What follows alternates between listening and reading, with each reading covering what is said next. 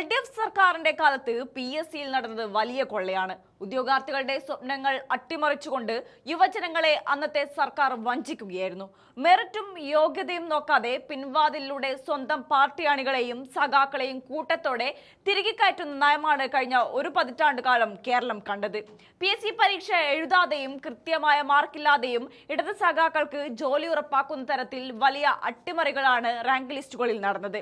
ഇത്തരം ഗുരുതരമായ ക്രമക്കേടുകൾ നടന്നിട്ടും ഉദ്യോഗാർത്ഥികൾ തെരുവിലിറങ്ങി കരഞ്ഞിട്ടും അതിനെതിരെ ഒരക്ഷരം മിണ്ടാൻ ഇടതുപക്ഷത്തിന്റെ യുവജന സംഘടനയായ DYFIക്ക് സാധിച്ചിട്ടില്ല. പരീക്ഷാ അട്ടിമറികളും റാങ്ക് ലിസ്റ്റ് റദ്ദാക്കലുകളും നിരന്തരം നടന്നിട്ടും ഉദ്യോഗാർത്ഥികൾ പരാതികളുമായി വലഞ്ഞിട്ടും ഒരു ചെറിയ പ്രതിഷേധം പോലും നടത്താൻ DYFI തയ്യാറായിട്ടില്ല. മുൻ ഭരണകാലത്ത് സെക്രട്ടേറിയറ്റിൽ കയറാനോ മന്ത്രിമാരെ നേരിൽ കണ്ട് പ്രശ്നങ്ങളും യുവാക്കളുടെ ആശങ്കകളും അറിയിക്കാനോ ഉള്ള ഒരു അനുമതിയും ഉദ്യോഗാർത്ഥികൾക്കോ പൊതുജനങ്ങൾക്കോ നൽകിയിരുന്നില്ല. എന്നാൽ ഇന്ന് ജനങ്ങളെ കേൾക്കുന്ന ഒരു സർക്കാരാണ് സംസ്ഥാനത്ത് അധികാരത്തിലുള്ളത്.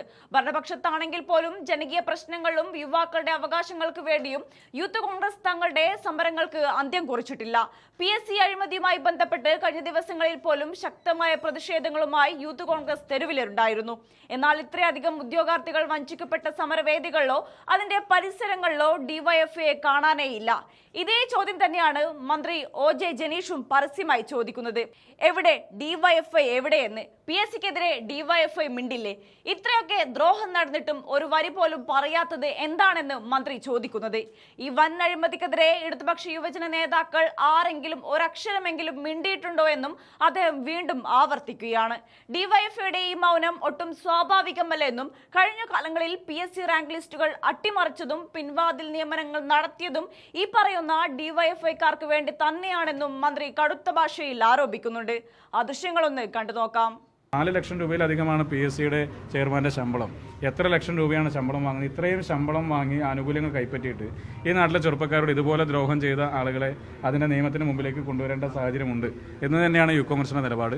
അതുകൊണ്ടാണ് PSCയുടെ ഓഫീസിന് മുമ്പിലേക്ക് യൂത്ത് കോൺഗ്രസ് സമരം നടത്തിയെന്ന് തള്ളിക്കയറിയത്. ഇപ്പോൾ നാളെയും മറ്റന്നാളുമായി വീണ്ടും യൂത്ത് കോൺഗ്രസിൻ്റെ സമരങ്ങൾ തിരുവനന്തപുരത്ത് ഇതുമായി ബന്ധപ്പെട്ട് ആലോചിക്കുന്നുണ്ട്. ഞങ്ങളിപ്പോൾ ഇത്രയും സമരം ചെയ്തപ്പോഴും ഇപ്പോൾ ഞങ്ങളാണല്ലോ ഭരിക്കുന്നത്. ഞങ്ങൾ ഭരണം നടത്തുന്ന കേരളത്തിലെ പ്രധാനപ്പെട്ട രാഷ്ട്രീയ പ്രസ്ഥാനത്തിൻ്റെ യുവജന സംഘടനയാണ്. ഈ DYFI എന്ന് പറയുന്ന സംഘടന പ്രതിപക്ഷത്തുണ്ടല്ലോ. DYFIയുടെ ഏതെങ്കിലും ഒരു സ്റ്റേറ്റ്മെൻറ്റ് വന്നു, ഒരു വരിയെങ്കിലും എവിടെയെങ്കിലും നമ്മൾ സനോജിൻ്റെയോ വസീഫിൻ്റെയോ ഭാഗത്ത് നിന്ന് എവിടെയെങ്കിലും ഒരു വരി നമ്മൾ കണ്ടോ?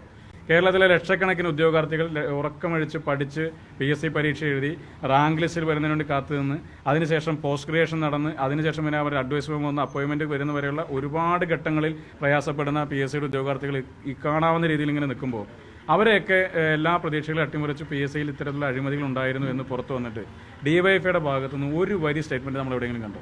ഒരു വരി പോലും കണ്ടില്ല. ഇപ്പോൾ PSCയെ സംബന്ധിച്ചുള്ള ഏറ്റവും പ്രധാനപ്പെട്ട കാര്യം ആ PSCയുടെ റാങ്ക് ലിസ്റ്റുകൾ പലപ്പോഴും അട്ടിമറിച്ചിട്ടുള്ളത് DYFIക്കാർക്ക് വേണ്ടിയിട്ടാണ്. ശിവരഞ്ജിത്തും നസീമിൽ നിന്നും തുടങ്ങി ഒട്ടനവധിയായ ആളുകൾ ഇതിൻ്റെ ഭാഗമായി ആനുകൂല്യങ്ങൾ കൈപ്പറ്റിയിട്ടുണ്ട്, അല്ലെങ്കിൽ ജോലിയിൽ പ്രവേശിക്കപ്പെട്ടിട്ടുണ്ട് എന്നുള്ളതാണ് നമ്മൾ മനസ്സിലാക്കുന്നത്. അപ്പോൾ അതെല്ലാം തന്നെ പുറത്തു വരണം. അങ്ങനെ ക്രമവിരുദ്ധമായി സർവീസിൽ കയറിയിട്ടുള്ള ആളുകളെ പുറത്താക്കണം. ക്രമവിരുദ്ധമായി സർവീസിൽ ആളുകളെ കയറ്റാൻ ശ്രമിച്ചിട്ടുള്ള ആളുകൾക്കെതിരെ ക്രിമിനൽ കേസ് എടുക്കണം, അവരെ ജയിലിൽ അടക്കണം എന്ന് തന്നെയാണ് യൂത്ത് കോൺഗ്രസ് നിലപാട്.